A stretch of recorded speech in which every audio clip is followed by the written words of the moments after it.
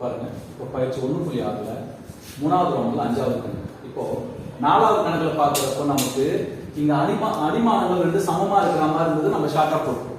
ஆனா இந்த கணக்குல பாருங்க எல்லா எண்களுக்கும் அதுக்கு மைனஸ்ல இருக்கு, ஓகேவா?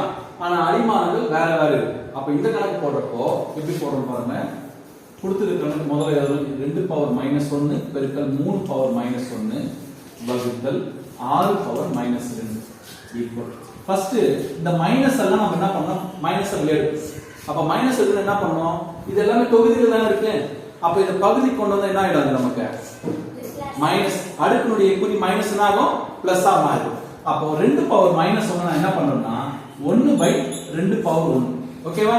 பெருக்கல் 1/3 பவர் -1 3 பவர் 1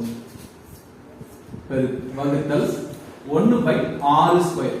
இங்க 1ன்றது நம்ம போடலாம், போடாமலே விடலாம். ஏன்னா இங்க மைனஸ் இருக்கிறதுனால தான் இங்க மைனஸ்க்காக 1 போடுறோம். இங்க வந்த பிறகு தேவை. இப்ப புரிஞ்சுதா?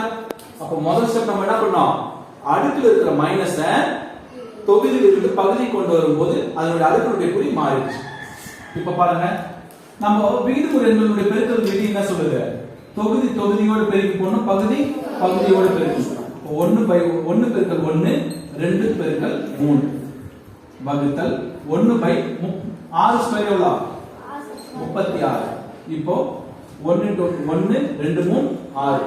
நமக்கு விகிதமுறை எண்கள்ல பின்னங்களுடைய வகுத்தல் எப்படி சொல்றதுன்னா, வகுத்தல் குறிக்கு அடுத்து இருக்கிற பின்னத்தை தலைகீழ போட்டோம்னா நமக்கு இந்த வகுத்தல் குறி என்ன மாறும், பெருக்கலா மாறும். இப்போ ஓகேவா? இப்போ பாருங்க இது ஆறாம் வாய்ப்பால ரெண்டுமே வர பாருங்க. 6 6 6 36 1 = 1/1 பெருக்கல் 6/1. அப்போ கேன்சல் பண்ணும்போது மொத்தம் நமக்கு கிடைக்கிறது 6. எனவே 2 பவர் -1 பெருக்கல் 3 பவர் -1 வகுத்தல் 6 பவர் -2. ஓகேவா?